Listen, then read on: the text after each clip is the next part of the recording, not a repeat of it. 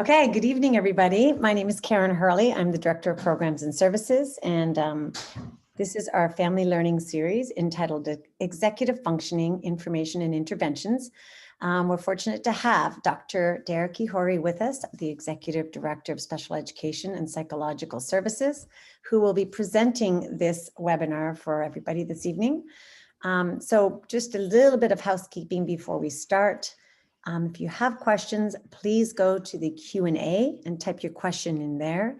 We will do our best to answer as many questions as possible, but we're not sure we're going to get to all of them, so we'll do our best. So without further ado, Derek, Dr. Ihori, we're at 35 attendees. You've got the stage. All right, thank you. Well, thank you everybody for joining us tonight. I'm really excited to be presenting for you. Like Karen said, I'm the Executive Director of Special Education and Psychological Services, but that doesn't mean that only students who have difficulty with executive functioning qualify for special education, and it also doesn't mean that if you have difficulty with executive functioning that you require special education. As you'll kind of find out as we go further along tonight, a lot of us have some weaknesses in some form of executive functioning somewhere. And so most people who have some executive functioning weaknesses don't actually require special education. We're going to be going through a lot of what executive functioning is, as well as interventions for those weaknesses that you have. A little bit about me and my experience with executive functioning. I've been a special education administrator for, I believe this is my 11th year. Prior to that, I was a school psychologist, and I was a school psychologist back when executive functioning was just starting to become better known. And so it was a big part of what I had to deal with when I was a school psychologist, the new assessments that were coming out that looked into executive functioning, and a lot of the research that was coming out. Then when I was doing my doctoral program, I did my dissertation on the topic of ADHD, which is comorbid with a lot of executive functioning deficits. So I started to do a lot of research into executive functioning at that point. And then a couple of years later, I was approached to co-author a book that focused on executive functioning and how it relates to the Common Core and interventions related to that. And so those types of things are what we're going to be going over today. We'll get started. Let's see, my keyboard isn't working for some reason. Let's see. Okay.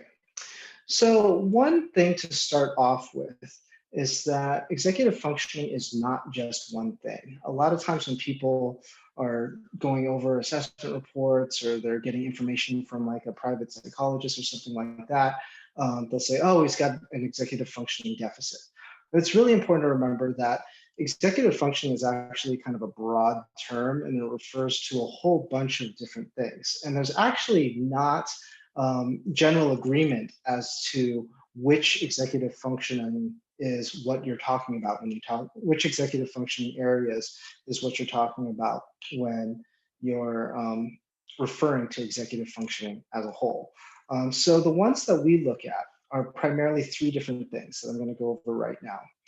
And these are ones that were identified by Stanford in a lot of the research that they do. The first one is inhibitory control.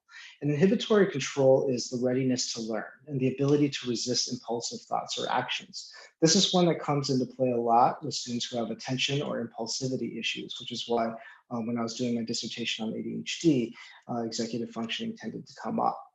And inhibitory control is needed when engaging in lessons and also processing information, because if you're not paying attention, then the information is not getting in, and then you're not able to process it into long-term memory. And we'll talk a little bit about that in a second. The second executive function that's one of the main ones that we want to talk about is working memory, and that's the process of learning. And again, we're going to get into this in a lot more detail in a minute. Essentially, working memory is the ability to mentally hold and manipulate information.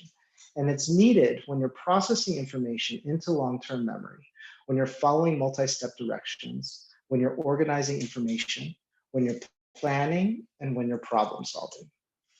The third one that we're talking about is cognitive flexibility and shifting. And that's being able to apply what it is that you've learned and apply past knowledge. It's the ability to switch between and generate mental sets, between different mental sets and generate alternative strategies. So it's being able to think outside the box, come up with novel solutions to problems that you haven't had to deal with before, and applies a lot when you're talking about schooling. Now, as we look into these three executive functions areas, there's a lot of overlap. So while inhibitory control addresses sustaining attention, impulse control, self-monitoring, emotional regulation, initiating tasks and activities, and following through on tasks to completion, working memory goes into sorting and processing information, moving information to long-term, and moving information into long-term memory. As far as cognitive flexibility and shifting goes, it's being open to new ways of learning. And then there's these overlapping areas. And so this is where, when a lot of people are kind of getting into a debate about like which executive functions we're talking about, all of these tend to be kind of symptoms of different things. Now, a symptom might be difficulty with organization of materials, which is an overlap between inhibitory control and working memory. Likewise, between inhibitory control and cognitive flexibility and shifting, there's the symptom of avoiding impulsive actions and impulsive conclusions, just kind of jumping on the first thing that happens to present itself instead of thinking things through a little bit deeper. Between working memory and cognitive flexibility and shifting is long-term memory and comparing and contrasting. And there's a few things that involve all three executive functioning areas, which is creating a plan of action, developing novel solutions, and then also transitioning from one thing to another. So all of these kind of interrelate. Depending on which assessment you're looking at or which research you're looking at, some of these symptoms will actually be looked at as their own executive function. But it's just good to know that there's kind of three main things and everything else is all part of it.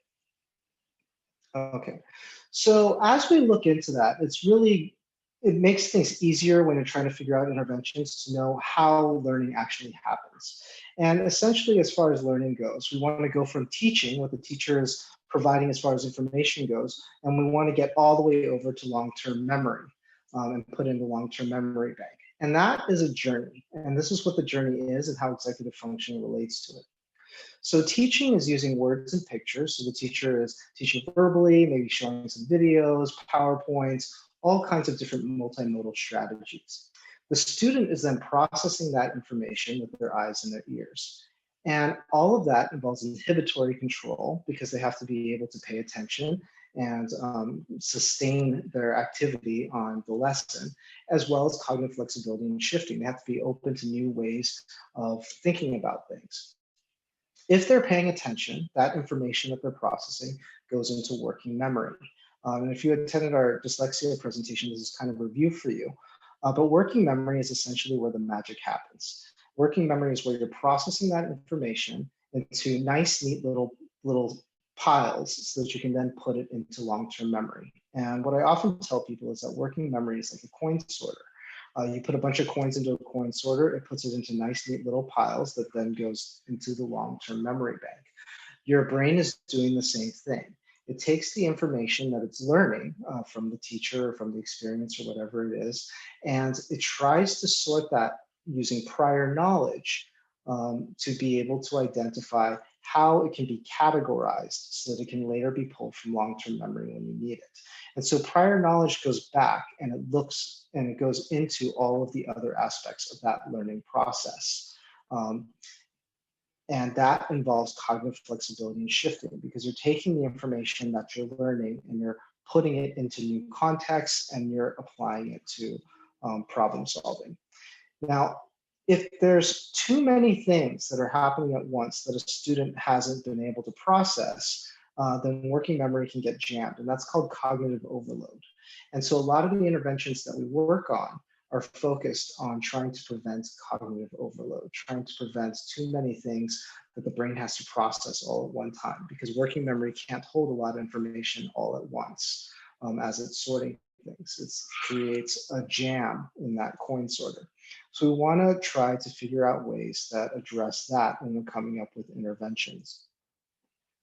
So how does all of this fit into the academic standards? Well, there's been some key shifts in the last 10 years or so as far as the language arts and the math standards. So as opposed to when a lot of us were in school, language arts has shifted in that there's now an increasing complexity of text and informational reading, which involves all three executive functions. There's also a greater focus on academic vocabulary, and that's one of the areas where cognitive overload tends to occur. If you think about back when you were in school and you're reading a textbook, when you came across a word that you didn't fully understand, it kind of created a block, then you had to go look it up, figure out what it meant, and then come back to it.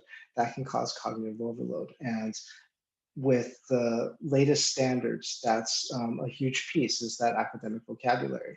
And that involves working memory as well as cognitive flexibility and shifting. There's also an emphasis on careful analysis, well-defended claims, and clear information.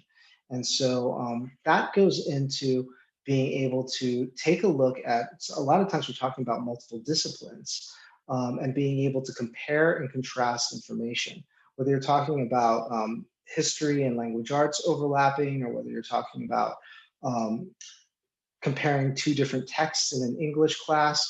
This is all very focused on in creating writing that is argumentative, trying to show a point, or being able to justify some kind of a conclusion, and also informing the reader of what it is that you know. And that involves all three executive functions. And then there's also reading, writing, speaking, and listening, and that spans the entire school day, and they're integral parts of each subject, and that covers all three executive functions. So there's also been a few key shifts in mathematics. If you've tried to help your child with math sometime in the last 10 years, you probably realize that there's a lot more focus on word problems. It's not just kind of rote processes anymore. There's a lot of linking between topics and thinking across grades and progressions from grade to grade, and a real focus on conceptual understanding rather than just solving the actual problem. And that involves all three aspects of executive functioning.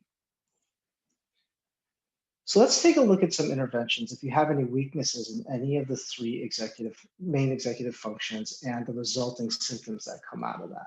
One of the big things that we see with kids who have some type of executive functioning difficulty tends to be difficulty with organizational skills. And I'm going to gear a lot of these interventions towards what you're probably dealing with in distance learning.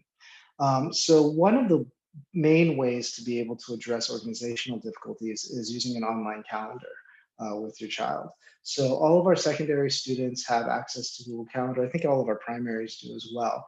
And that's a really good way to be able to keep track of assignments, because the student can learn how to organize themselves, keep track of the assignments on the calendar, and they can share that calendar with you, as well as with their teacher. If your child's in special education, they can share it with their case manager, so that you can check and make sure that the child is keeping track of when things are due, when the tests are. It gives you a better idea of what it is that's going on and make sure that nothing's getting missed. And it's all a teaching process. All of these interventions are geared towards teaching the student to become more independent, because that's really where we want to get to.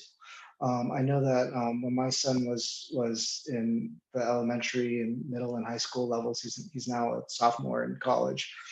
This was a big thing. He didn't know when all of his assignments were due because he was trying to commit them all to memory. So we really had to focus on getting him organized. So an online calendar can be really helpful.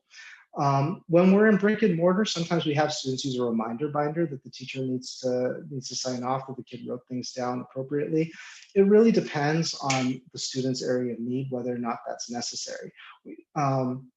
While we want students to be organized and to be self-advocating with their teachers, we also want to make sure that the student doesn't feel as though they're being singled out or as though they're standing out amongst their peers. And so that's where the Google Calendar actually is a bit of a better option, because that's under the radar. Nobody knows because the kid doesn't have to get it signed off.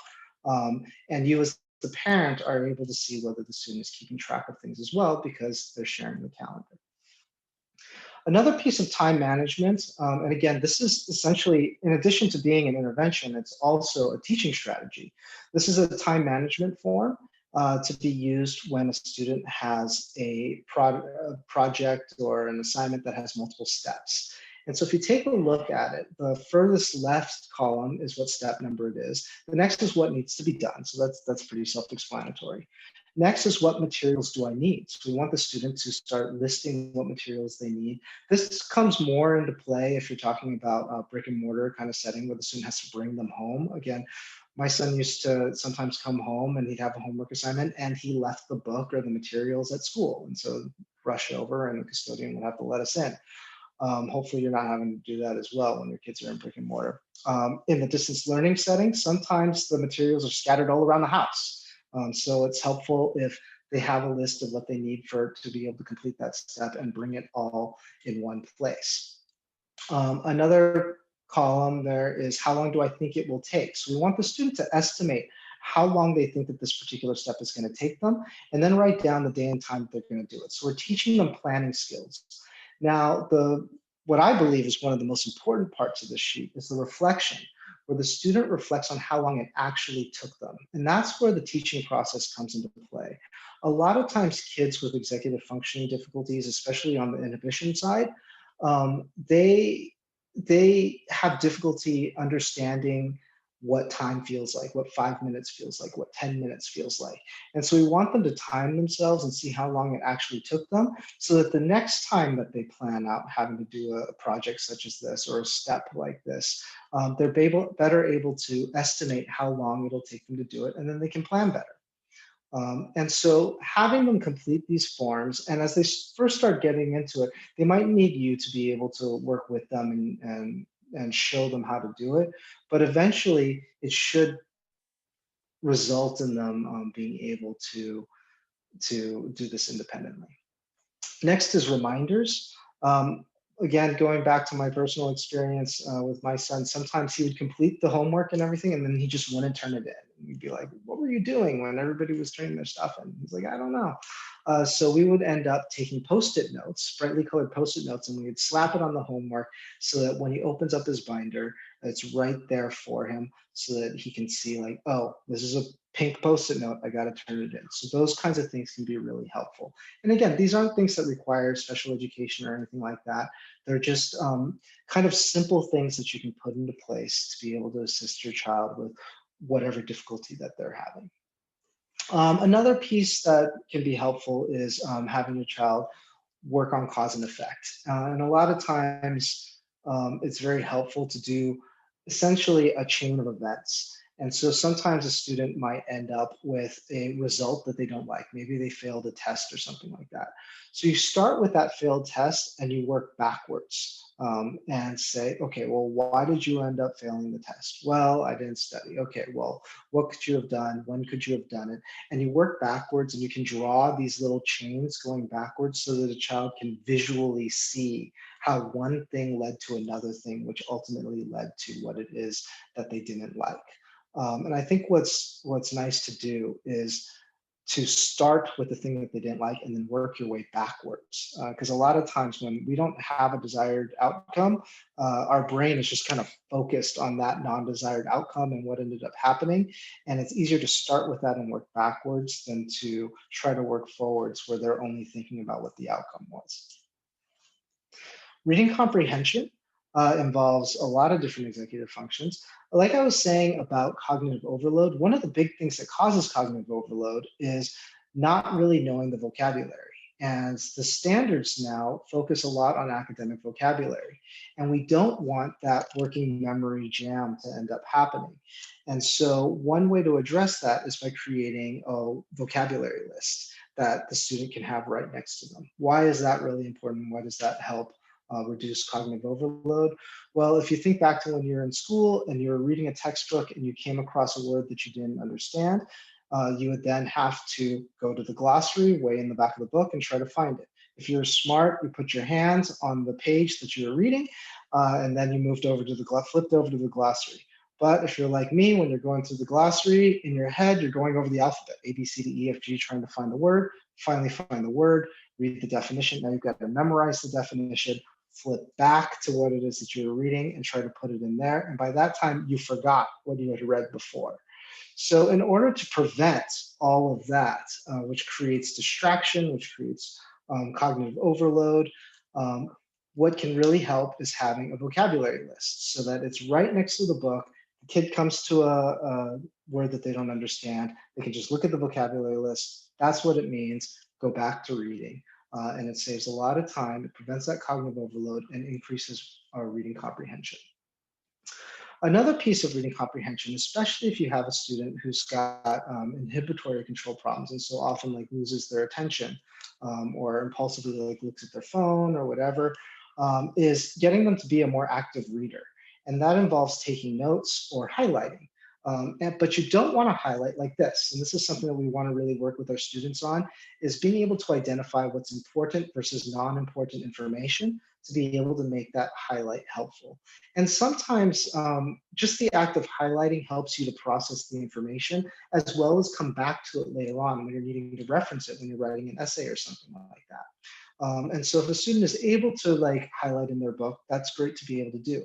Otherwise, taking notes is really good, and just like having students write bullet points. And again, understanding what's important versus not important, and not writing something that is just verbatim what it is the sentence was. Being able to paraphrase things in bullet points can be very helpful.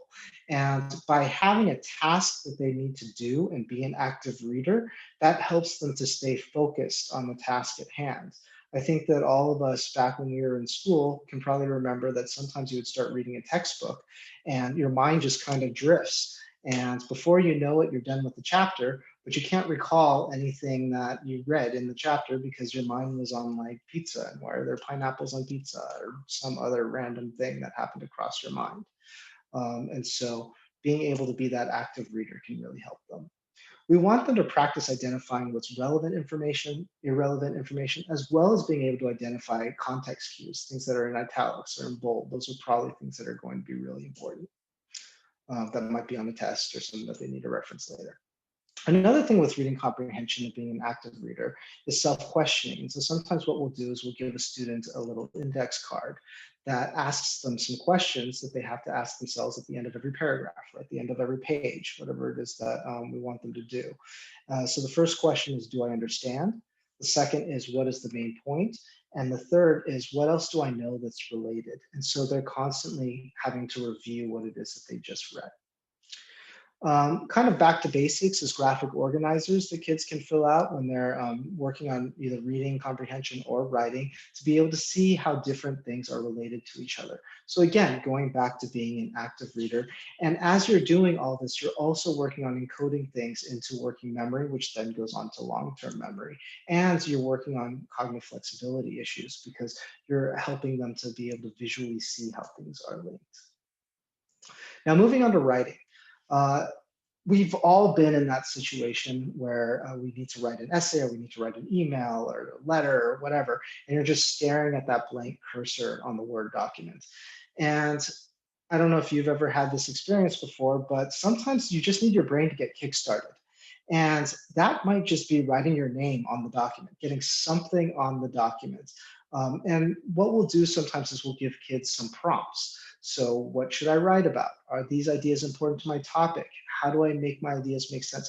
Helping them to brainstorm and just start putting some words on paper that could then kickstart their brains into working on the topic and trying to break that writer's block.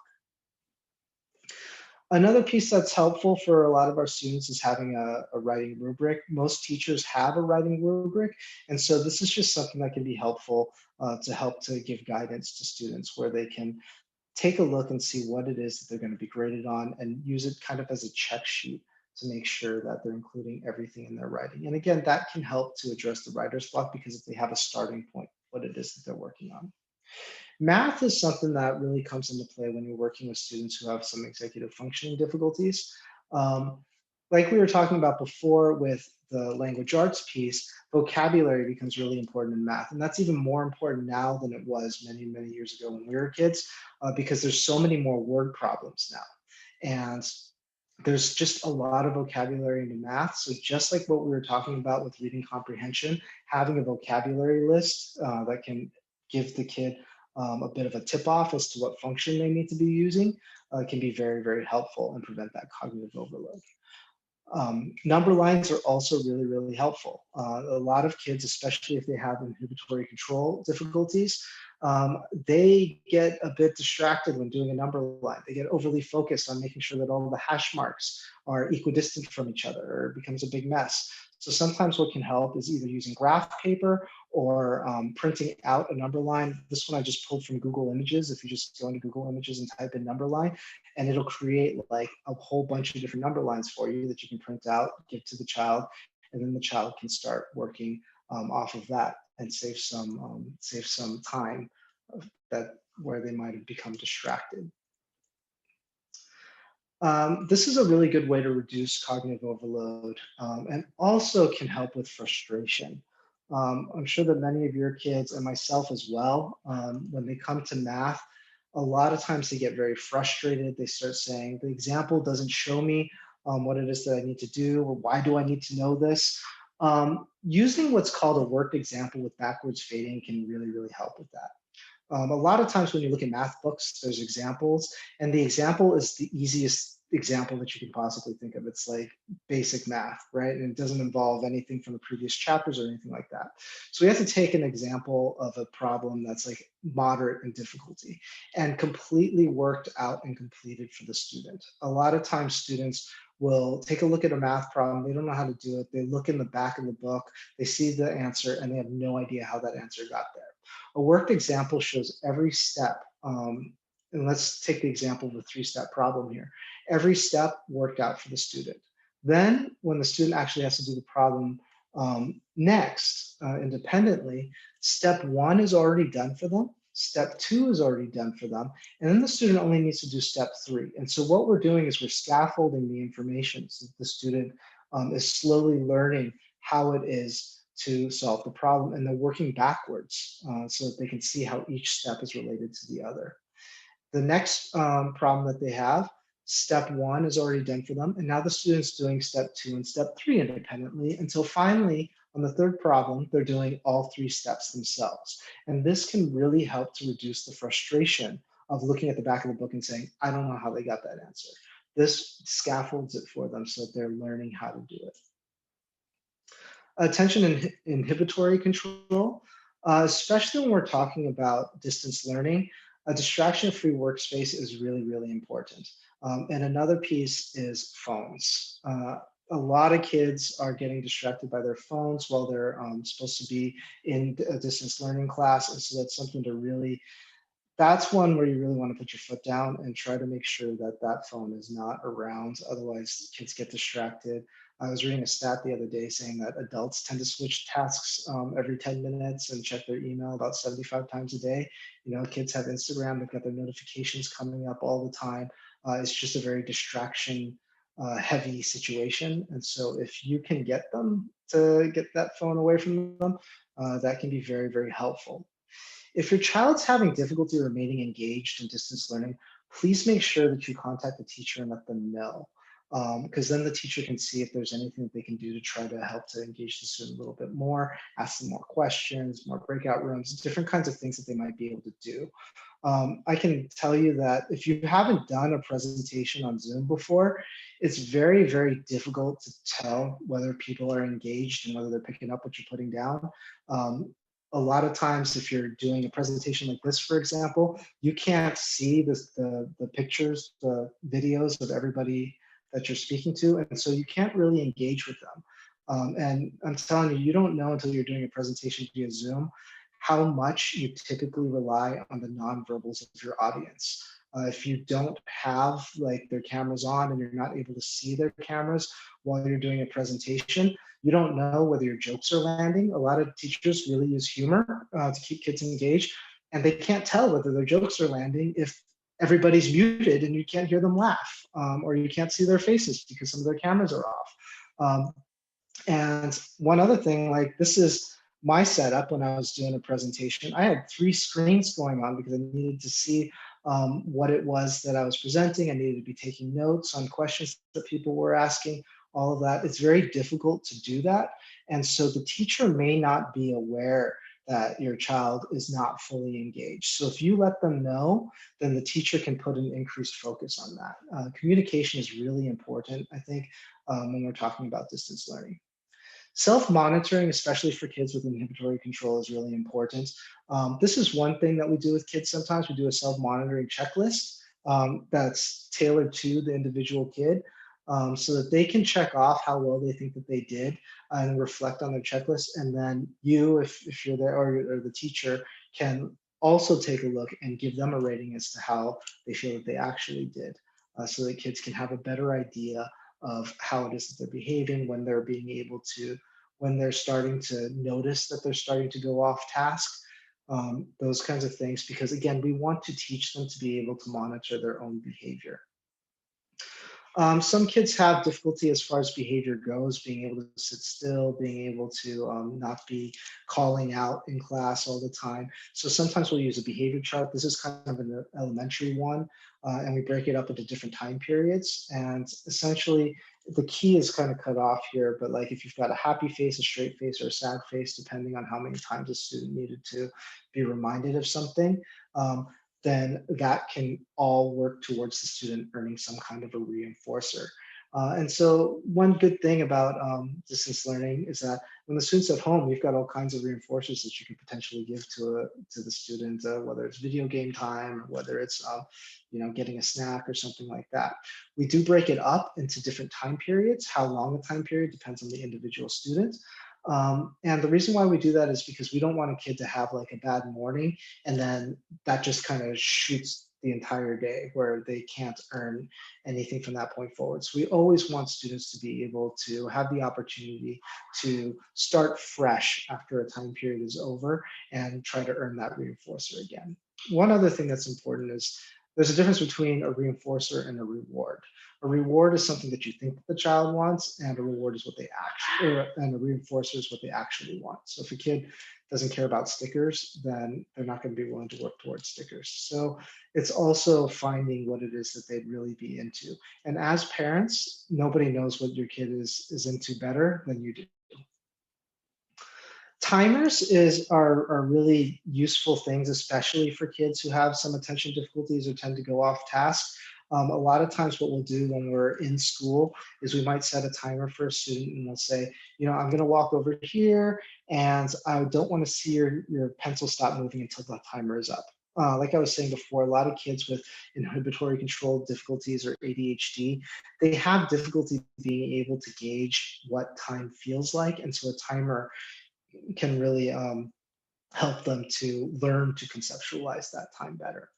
So again, all of it is really a teaching process because we want kids to be able to start to do these things independently. Okay, so now that covers all of the presentation itself. I hope that covered a lot of different things. We can go over some of the questions. So if you have questions that you'd like to put into the chat, or into the Q&A box, and we can start to go over those. Let's see. The title of the book that I authored. So the book that I wrote is it's geared towards educators, and so it's really focused on the Common Core standards and how executive functioning goes into it. It's called Addressing Students' Executive Functioning Deficits to Meet Core State Standards, but it's not really geared towards parents. And the most important information I just went over in this presentation. So I don't tell my publisher, but I don't think that it's really something that you really need to spend your money on. The key points are something that we just went over. Are the teachers encouraged to provide students their graded assignments and provide them with their scores on the grading rubric? This would be very helpful, but seems to be lacking in high school feedback so far. A lot of that depends on the subject as well as the specific teacher. That's something that you'll want to talk to the teacher about and see what their particular method is. If you have any... Definitely, sorry, I'm going to interrupt Dr. Hori, but teachers are definitely encouraged to provide the feedback. If it's a rubric, that's usually found in the Google Classroom, the student's Google Classroom, the breakdown of it.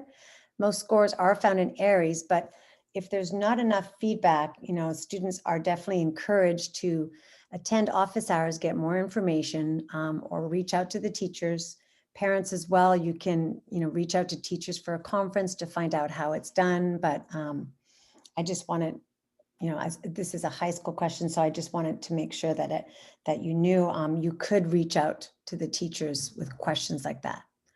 But again, rubrics are found in the Google Classroom, rubric scores with the breakdown of how the student did. And I think one of the nice things that we have with distance learning is those office hours. A little while ago, I sent out a survey to the teachers asking, like, what are some things that you think are really beneficial for kids and that you'd like parents to really know that you think that they should take advantage of. And the number one thing that they said was having parents encourage their kids to take advantage of office hours. They feel as though not enough kids are really taking advantage of that. And that's some real good time that the kids can get some real direct individualized support. If you kind of think back to college, office hours were a great time to be able to nail down some concepts and stuff with professors. Same type of thing in this situation. In high school, teachers ask the kids to do some projects on their phones, and students also use it if they don't understand or didn't hear something that the teacher said. I tried taking the phone away from my high schooler, and she was in absolute tears because that day there was an assignment that required, it's always a bit of a challenge and a bit of a tightrope because the phone is not just a distraction, it can also be a tool. And so at school, sometimes teachers are having kids take pictures of like the boards so that they have a copy of the assignments and everything. So it's definitely used as a tool. And it's one of those things where it's probably easier to be able to get the phone away at the younger ages, like elementary, a bit at middle school. High school, it's like taking away a limb. And you get a lot of pushback on that. But I think the monitoring is really important. Trying to get a situation, a lot of it depends on like, your child's kind of attitude towards it, but turning off the notifications at the very least is really, really important because if the student is using it as a tool, they should be using it as a tool. But it's very difficult to stay on task when at the same time you're getting like 5 or 6 Instagram notifications coming through. The other thing I would like to add, I mean, if it really is a problem, I would say that's a time to maybe reach out to the teacher so the teacher can maybe provide an alternate assessment or another way of accessing information. So, let's see. Does the timer need to show the minutes or is a digital timer that counts down okay? Yeah, either one is fine. One of the ones that we use in schools a lot are called time timers. Those are the ones that I showed the picture of that's got like the red countdown timer. For some kids, that'll cause anxiety. It depends on your child. I know with my son, we used just kind of one of those like kitchen timer, digital kitchen timers that counted down, and that was really effective. Let's see. Some teachers are more engaging and dynamic than others. I'm not sure how telling the teacher that my child is not engaged would help, and I'm afraid the teacher would take offense and might take it out on my child.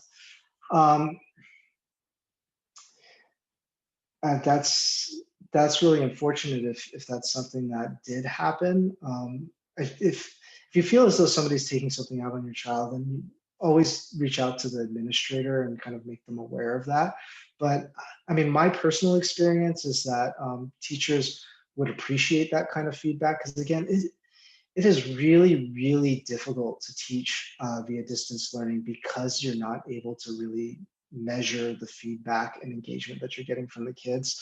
And a lot of teachers, and I'm not saying all of them, but a lot of them would be appreciative of knowing that, maybe they might be able to try out something different and might react well. If you think that the teacher might not react well, then again, like you might want to reach out to the administrator or have the child maybe reach out to the teacher and try to get more information from the teacher. Sometimes teachers are really, really receptive when a child reaches out and asks some questions or asks for some support or something like that. A lot of times teachers really want to see them come to the office hours just to see that the student is engaged and wants to be doing better. Can working memory be increased so information overload happens at a higher threshold? Generally speaking, for all of us, working memory is like anywhere between like 11 and 20 seconds that you can hold something in working memory. So it's very just like neurologically limited. But the good news is that's why a lot of us take notes. I write everything down because I can't hold anything in working memory. It never makes it to long-term memory. I have to write something down immediately. Otherwise, I'll completely forget it. So that's where a lot of these scaffolds and these interventions that we're talking about right now can really be helpful. So the active reading process, that helps to encode the information in working memory so that it can then go into long-term memory. So highlighting, taking notes as you're reading, taking notes during lectures, those kinds of things can really help to get that information where it needs to go in the brain. Strategies for dealing with stress or anxiety just before taking a test. Something that I often recommended to kids when I was a school psychologist was doing progressive relaxation exercises and diaphragmatic breathing. There's different ways to do that where it's kind of like belly breathing where you want your stomach to kind of come up, and that starts to reset the brain a little bit.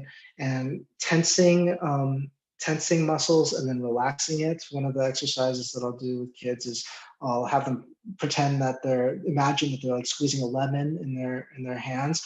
And once you tense something up and then you drop the lemon, then your hands feel more relaxed. Or with the elementary kids, we'll tell them, pretend that you're a turtle and you're going up into your shell. And so you have them like move their shoulders up like this and hold it really, really tight. And then say, okay, you can come out of your shell. And then they drop down, and that relaxes their muscles. So when you do those kinds of things combined with diaphragmatic breathing, just like breathing slowly but deeply and trying to reset, then that can really help. And also positive self-talk, and trying to increase feelings of just kind of self-efficacy, like I got this, I prepared for this. Those kinds of things can be helpful. For a child that requires too much reward for a given amount of work or effort or performance, how do you shift that ratio most effectively? You have to start off with a lot of immediate reinforcers and then start to fade back over time. As something becomes more automatic or as something becomes a little bit more of the expectation. Again, this is all a learning process. So as the student starts to learn to be able to sustain things, you want to start to fade back. So sometimes you might need to start off with 5 minutes of sustained attention or 2 minutes of sustained attention, and then you get a reward, and then slowly increase it to 3 minutes, to 4 minutes, and start with that, not only delayed gratification, but start increasing the amount of time that's going on there. It is 6:44, so we're running out of time here.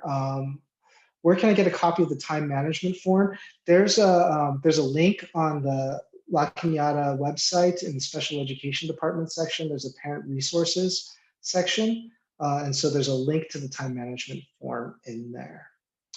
But I think that we're out of time at this point. It's 6:45. So that's all the questions that we're able to take right now. I hope that you found this presentation to be helpful.